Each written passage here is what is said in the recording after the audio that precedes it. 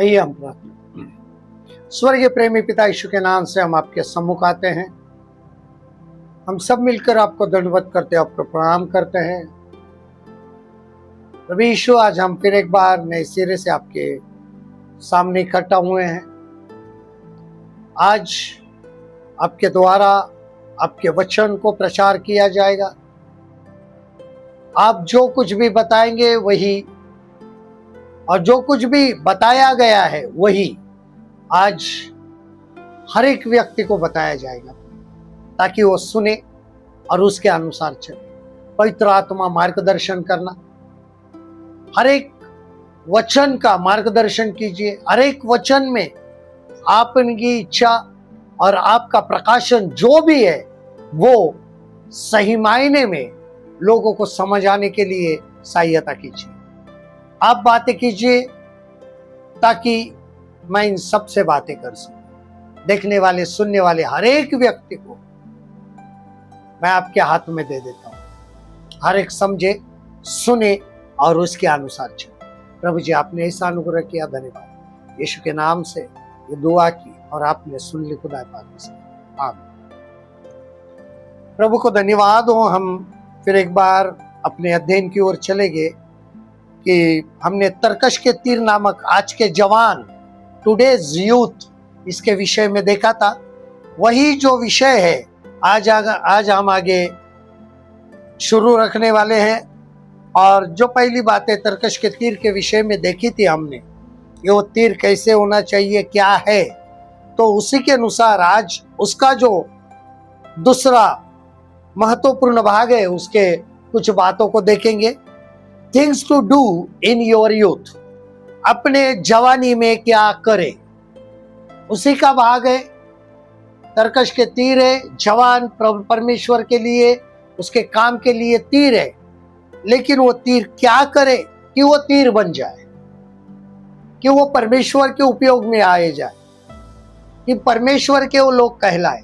उन जवानों के लिए things to do in your youth, अपने जवानी में क्या करें। सबोपदेशक की किताब इसका 11 अध्याय और 9 पद, और सबोपदेश की किताब इसका 12 अध्याय का 2 पद, Ecclesiastes chapter 11 verse 9 and Ecclesiastes chapter 12 verses 2। हे जवान, अपने जवानी में आनंद कर और अपनी जवानी के दिनों में मगन रहे। अपनी मनमानी कर और अपनी आंखों की दृष्टि के अनुसार चल, परंतु यह जान रख कि इन सब बातों के विषय परमेश्वर तेरा न्याय करेगा। वैसे ही 12:2 कहता है, इससे पहले कि सूर्य और प्रकाश और चंद्रमा और तारंगर अंधेरे हो जाए और वर्षा होने के बाद फिर गिरा जाए। तो पहले वचन में कहा है, इसके लिए कहा है कि हम क्या करें। अपने जवानी के दिनों में अपने सृजनहार को स्मरण रख, इससे पहले कि विपत्ति के वे दिन आए, वे वर्ष आए जिनमें तू कहे कि मेरा मन इनमें नहीं लगता। और इसी के अनुसार सवाल ये है, क्वेश्चन जो है वो ये, what does the Bible say that we should achieve in our youth. Bible हमें हमारे जवानी में क्या प्राप्त करने के लिए या पाने के लिए कहती है। इसके अंदर 2 चीजें हैं, how to get heaven before cue and how to avoid sin and trouble in bring in life, कि हम स्वर्ग में कैसे जाए और हम पापों को कैसे नजरअंदाज करें कि उसके द्वारा समस्या आती है, और समस्या भी कौन सी हम नजरअंदाज करें जिसके द्वारा पाप आता है। ये दोनों चीजें बहुत महत्वपूर्ण है। तो उसके अंदर आज हम कुछ बातें देखने वाले हैं। Number 1, avoid bad peer. Avoid bad peer means अपने उम्र के बुरे संगति से दूर रहे, उन्हें टाले। नीति वचन की किताब 1 अध्याय और 10 से 19 पद के अंदर ये बातें दी गई है। उसमें से कुछ बातों को हम देखेंगे जो बहुत ही महत्वपूर्ण है। प्रोवर्ब चैप्टर 1 नीति वचन पहला अध्याय 10 से 19 पद है, उसके अंदर के कुछ बातों को देखेंगे, बहुत जरूरी। हे मेरे पुत्र, यदि पापी लोग तुझे फुसलाए तो उनकी बात न मानना। सबसे पहली बात, अपने उम्र के बुरे संगति से हमें क्या रहना है? दूर रहना है, उन्हें टालना है, अवॉइड करना है। तो सबसे पहले, हे मेरे पुत्र, यदि पापी लोग तुझे फुसलाए तो उनकी बात न मानना। हमें नहीं ये शब्द कहना आना बहुत जरूरी है। आजकल के जवान लोग एक नहीं बोल सकते, दोस्त है इसके लिए नहीं बोल सकते, लेकिन जो बात हमारे लिए बुरी है या तो हमें पाप करने के लिए उकसाती है, तो वहां पर नहीं शब्द बोलना बहुत जरूरी है। ये हमारे जीवन के लिए बहुत महत्वपूर्ण है।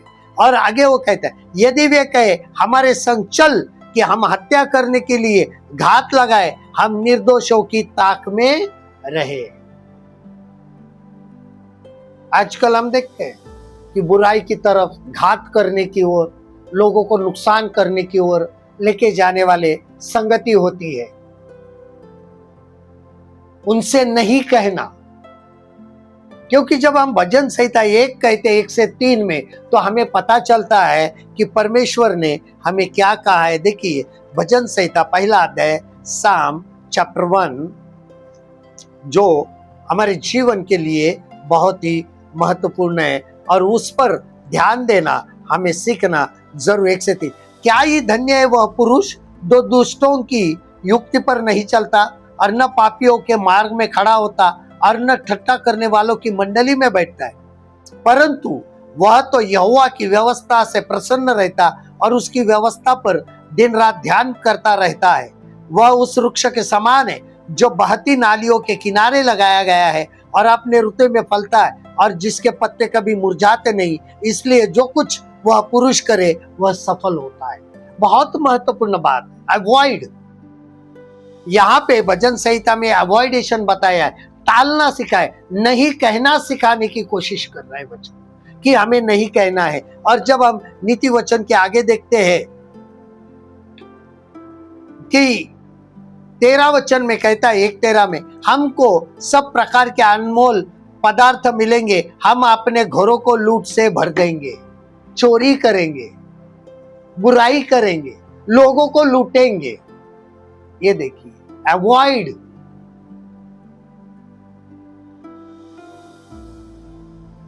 तू हमारा, 14 वचन कहता है, तू हमारा साजी हो जा, हम सबों का एक ही बटुआ हो। आओ सब मिलकर एक ही बटुआ हो, यानी जो भी धन दौलत कमाएंगे आपस में रखेंगे, आपस में बांट लेंगे, हम इकट्ठा रखेंगे। लेकिन हमें तू क्या हो जा? शामिल हो जा, हमें तू साजी हो जा कि हम मिलकर क्या करें। तो अवॉइड करो इन चीजों को। तो 10 से 19 में 19 तक अगर हम देखते हैं इन बातों को तो हमें पता चलता है। उसके बाद में दूसरी बात, take heed to God's word, परमेश्वर के वचन को ध्यान दो, सावधानता सीखो। इसका मतलब सावधानता सीखो। Take heed to God's word, परमेश्वर के वचन को ध्यान दो, जो हमने भजन संहिता पहला अध्याय 2 और 3 वचन में देखते हैं कि जरूरी है हमारे जीवन के लिए। भजन संहिता 1, 2 और 3, परंतु वह तो यहोवा की व्यवस्था से प्रसन्न रहता है। इसका अर्थ है कि पवित्र शास्त्र वचन के पास ध्यान देने के लिए हमें प्रसन्नता होनी चाहिए, खुश होने चाहिए। आज के दौरान प्रार्थना बोलेंगे तो कंटाला आता है उनको, बाइबल पढ़े बोले तो मुंह बारीक हो जाता है उनका। अगर वही मोबाइल देखेंगे तो कुछ चेहरे पे खुशी आ जाती है, गेम खेलेंगे तो खुशी आ जाती है, लेकिन वही ये करेंगे तो खुशी नहीं दिखाई देती। और खुशी क्यों नहीं दिखाई देती है? क्योंकि उसका जवाब मैं आगे देने वाला हूं, क्यों नहीं दे, हमें क्यों खुशी नहीं आती। इसका भी कारण बहुत महत्वपूर्ण है, बताऊंगा मैं आगे के पॉइंट में। ताकि यहाँ पर वो कहता है प्रसन्न रहता है और उसकी व्यवस्था पर रात दिन ध्यान करता रहता है, रात दिन सोते सोते भी वो वचन के ऊपर ध्यान करता है, वचन की ओर ध्यान लगाता है। ध्यान दो, तभी प्रसन्नता मिलेगी। और उसको ध्यान रखने के लिए भी प्रसन्नता होना जरूरी है, और वही यहाँ पर हमारे जीवन के लिए बहुत जरूरी है। तीसरा वचन, वह उस वृक्ष के समान है जो बहती नालियों के किनारे लगाए जाते, देन ही विल ब्लेसेड। उसके पास वो पानी है, वचन का पानी है, तब उसकी आत्मा आशीषित रहेगी, तब आत्मा हरी भरी रहेगी, तब आत्मा फलदायी रहेगी, तब तक नहीं रहेगी। वचन रूपी जल के किनारे लगाया हुआ पेड़, आज वही पेड़ अगर सूख गया है, आत्मिक जीवन में सूख गया है, यानी वो तीरों ने जंग खाया है। पेड़ को सूखना तीरों ने जंग खाया हुआ होता है, क्योंकि और अपनी ऋतु में फलता है कि वो हमेशा फलदायी रहता है, फलों से भरा हुआ रहता है, फलों से लदा हुआ रहता है, और जिसके पत्ते कभी मुरझाते नहीं, इसलिए जो कुछ वह पुरुष करे वह सफल होता है। हमारे बच्चों को सफलता क्यों नहीं है? क्यों आगे नहीं जा रहे? ना तो शिक्षा में, अगर हम प्रभु के वचन में आगे रहेंगे तो शिक्षा में भी आगे रहेंगे, तभी प्रभु हमें सफलता देगा, वरना नहीं है, वरना कभी नहीं है। और इसके लिए हमें इसके खोजना, इसके सावधानता सीखना बहुत जरूरी है। उसके बाद number 3, seek wisdom understanding, seek wisdom understanding and increase learning, and increase learning. देखिए, ज्ञान को खोजे, समझदारी और पढ़ने में बढ़े। ज्ञान को खोजे और समझदारी और पढ़ने में बढ़े। देखिए, नीति वचन पहला अध्याय 2 से 6 हम देखते हैं। प्रोवर्ब्स चैप्टर 1 वर्स 2 to 6, इनके द्वारा पढ़ने वाला बुद्धि और शिक्षा प्राप्त करे और समझ की बातें समझे और काम करने में प्रवीणता और धर्म, न्याय और निष्पक्षता की शिक्षा पाए, कि भोलों को चतुराई और जवान को ज्ञान और विवेक मिले, कि बुद्धिमान सुनकर अपनी विद्या बढ़ाए और समझदार बुद्धि का उपदेश पाए, जिससे वे नीति वचन और दृष्टांतों को और बुद्धिमानों के वचन और उनके रहस्य को समझे।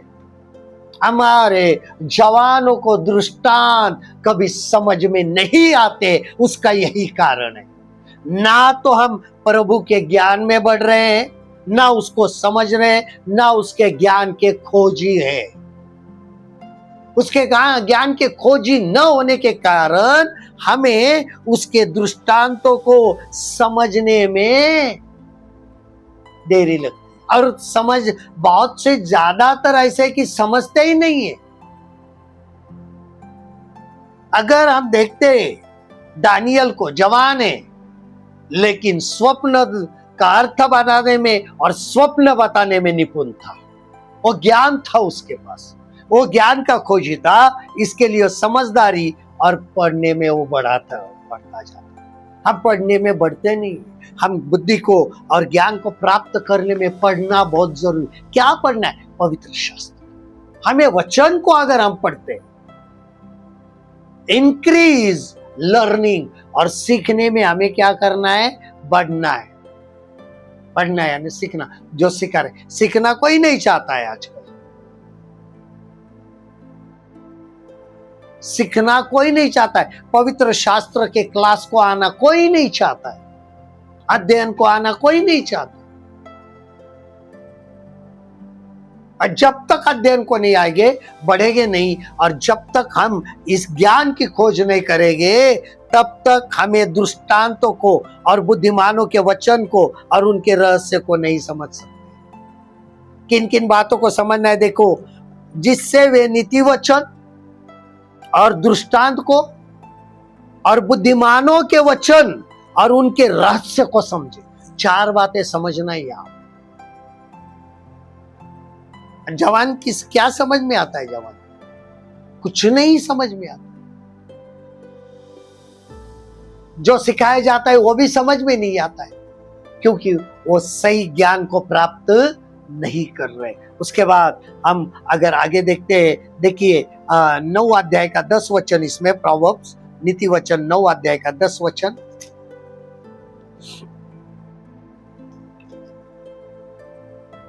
यहोवा का भय मानना बुद्धि का आरंभ है और परम पवित्र ईश्वर को जानना ही समझ है। Understanding, नोविंग the God is the understanding. कितनी बड़ी बात कही है नहीं यहाँ पे। क्या हमारे पास समझदारी है? इसका मतलब है क्या हम परमेश्वर को जानते हैं? क्या हम परमेश्वर को समझते हैं? कितना जानते हैं हम प्रभु को? बताइए, कितने फीसदी जानते हैं? क्या लेवल है हमारी की? यस, मैं इस पदान तक, इस लेवल तक प्रभु को जानता हूं। इतने प्रतिशत, यहां पे प्रतिशत की नहीं, प्रभु को 100% 100% जानना, 100% जानना जरूरी। कब जानेंगे हम? जब हम इसको पढ़ेंगे। जवान इसके पीछे लगेंगे और बढ़ेंगे। पीछे लगो, पीछे लगो, पीछा करो इन बातों का। बहुत जरूरी है हमारे जीवन के लिए। उसके बाद number 4, listen to and obey your parents instruction. क्या कहा है यहाँ पे? अपने पिता और माता की सुने और आज्ञा पालन करें। Listen to and obey your parents instruction. नीति वचन 1 अध्याय 8 और 9 पद, प्रोवर्ब चैप्टर 1 वर्स 8 and 9।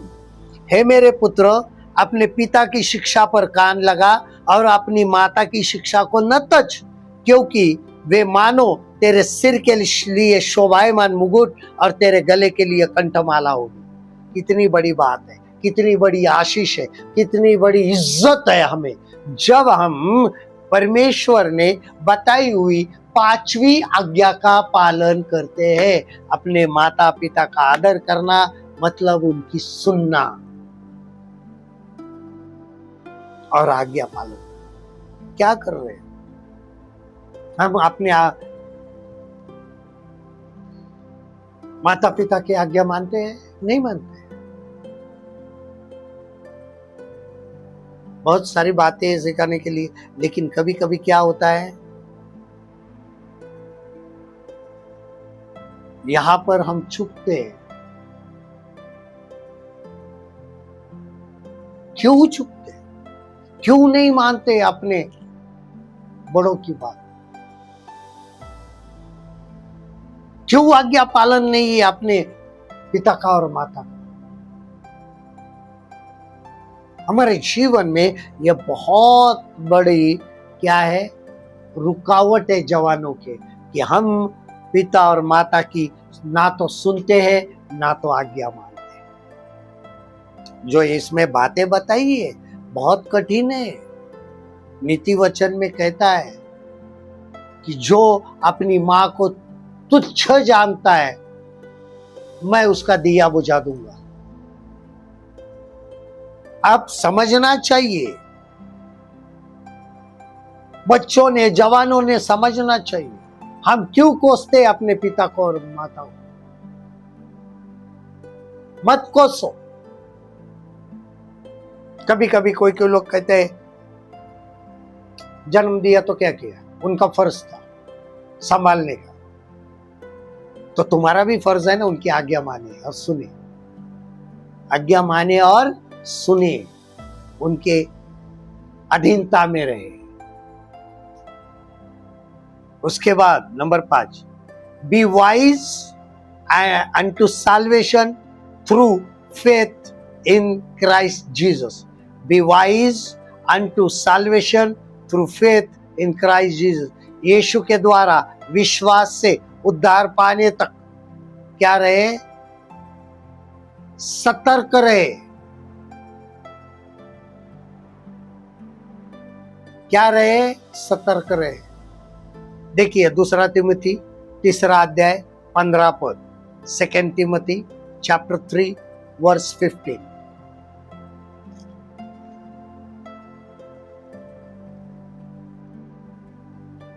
दूसरा तिमोथियो 3 अध्याय और 15 पद, और बचपन से पवित्र शास्त्र तेरा जाना हुआ है, और जो तुझे मसीह पर विश्वास करने से उद्धार प्राप्त करने के लिए बुद्धिमान बना सकता है। यीशु मसीह पर विश्वास रखने से क्या होता है? उद्धार प्राप्त करने के लिए बुद्धिमान बना सकता है। उद्धार प्राप्त करने के लिए भी बुद्धि होना चाहिए। अगर जवानों के पास वो बुद्धि ही नहीं है, विश्वास किस पर करना है, तो उनका उद्धार होना नामुमकिन है। और यही बात है, यीशु के द्वारा उद्धार चाहिए तो उसके ऊपर विश्वास रखना पड़ेगा और सतर्क रहे। उद्धार पाने के लिए क्या रहना है? सतर्क रहना है। जैसे ही मौका मिले उद्धार अपना लो, जैसे ही मौका मिले यीशु मसीह को उद्धारकर्ता ग्रहण करो। ऐसा ना हो कि आप कहे लेकिन मौका हमें मिलता है, हम करते नहीं। अब भी इस समय पवित्र शास्त्र करती है, अब भी इस समय है, उद्धार का भी समय है, और जवानों के लिए खासम खास है कि विश्वास के द्वारा यीशु को ग्रहण करके उद्धार पाने तक क्या रहे? सतर्क रहे। हमें सतर्क भी रहना है। कभी कभी आया हुआ उद्धार भी हमारे पास उद्धार का मौका होता है, लेकिन शैतान ऐसे कुछ हमारे जीवन में करता है कि हम उस उद्धार के मौके को गवा बैठते हैं। लेकिन प्रभु छोड़ता नहीं, बार बार वो मौके देता है। बार बार प्रभु ये करता है कि मैं मौका दे रहा हूं, अभी भी मौका दे रहा हूं, अभी भी मौका दे रहा हूं, आ जाओ। इसके लिए यहां पर हमें सावधान रहना। और आखिरी है point, learn the Holi scripture from childhood. बचपन से ही पवित्र शास्त्र पढ़िए। जो हमने 2 तिमोथी 3:15 में पढ़ा है कि संपूर्ण पवित्र शास्त्र और बचपन से पवित्र शास्त्र तेरा जाना हुआ है। कब से? बचपन से। अब मैं ये बताता हूं कि हमें क्या करना है। जो पहले मैंने बताया था ना क्या करना है, कि बाइबल अगर पढ़ना है तो किसकी जिम्मेदारी है? तो बचपन से पिता और माता की जिम्मेदारी है कि बच्चों को आदत लगाए इसकी। क्योंकि ये जो है लुइस और यूनिके, उसकी माँ तिमोथी, उसकी लुइस, नानी लुइस और माँ यूनिके, इनके द्वारा वो पवित्र शास्त्रों को सीखा। ये माँ बाप का होता है कि बैठ हम सब मिलकर पवित्र शास्त्र पढ़ेंगे। ये आदत लगनी चाहिए, आदत लगनी चाहिए। जब हम लोग छोटे थे तो इतना कुछ था नहीं ये स्पिरिचुअलिटी, ये क्योंकि बहुत पुरानी बात है, ये छोटे थे। लेकिन हमारे पास एक था, रात को सोने से पहले एक पवित्र शास्त्र का, बाइबल का वचन बोलना है, फिर सोना है। ये आदत थी, सबको बोलना है, सबको, और तभी सोने देना है। ये आदत थी अब। और अगर ये करना है तो पढ़ाई तो ज्यादा आती नहीं थी, छोटे छोटे थे तो पढ़ के सुनाते थे मेरे मन। ये सुनना कान, और ये बहुत जरूरी है बचपन से। आज माँ बाप ही मोबाइल पे व्यस्त है। सब दोष जवानों का भी नहीं है, घर का माहौल भी नहीं है। आज के बच्चे भी ये हो रहे।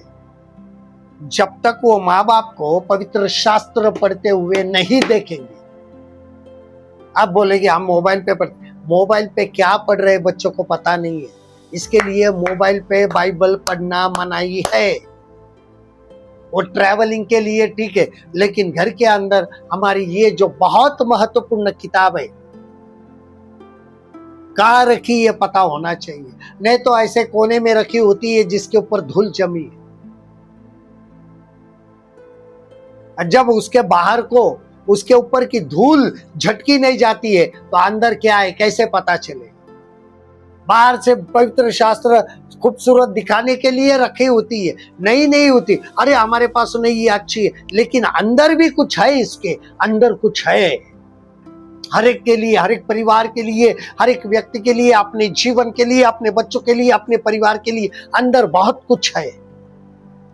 जब तक हम नहीं पढ़ेंगे, बच्चे नहीं पढ़ेंगे, उनको आदत कैसी लगी? सारा दोष हम बच्चों पर नहीं मर के चलते। आप मोबाइल देखना बंद करो, बच्चे बंद करें। बस समय दो ना बाइबल पढ़ने के लिए, बैठना ही पड़ेगा। ये बचपन से ही करेंगे तो। Learn the Holi scripture from childhood, तभी हम जवानी में कुछ कर पाए। हमारे जीवन के अंदर यह बहुत जरूरी हो जाता है कि हम इन बातों को समझें। हम नहीं समझ रहे इन बातों को। इसके लिए आज जब हम इन चीजों को देखते हैं तो ये 12 पॉइंट है, इसमें से आज हम 6 ले लेते हैं, अगले सप्ताह 6 ले लेंगे। लेकिन ये हमारे जवानों को आज क्या है? ये इंस्ट्रक्शन है, ये सावधानता का इशारा है कि हमें क्या करना है, और ये करना ही पड़ेगा। इतना याद।